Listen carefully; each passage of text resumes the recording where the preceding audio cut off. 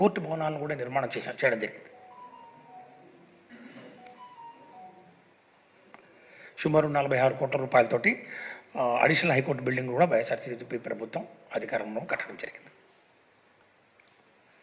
అన్నిటికన్నా ముఖ్యమైనది, ఇది అందరి రాజధాని కావాలి, అందరికీ దీనిలో అవకాశం ఉండాలి.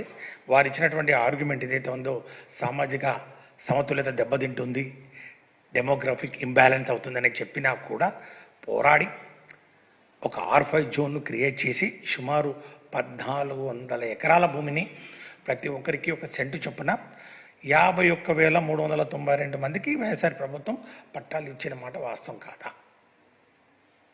R5 జోన్ క్రియేట్ చేయడం అది మరి ఈ యొక్క శ్వేతపత్రంలో ఎక్కడ చెప్పిన దాఖలా లేవు.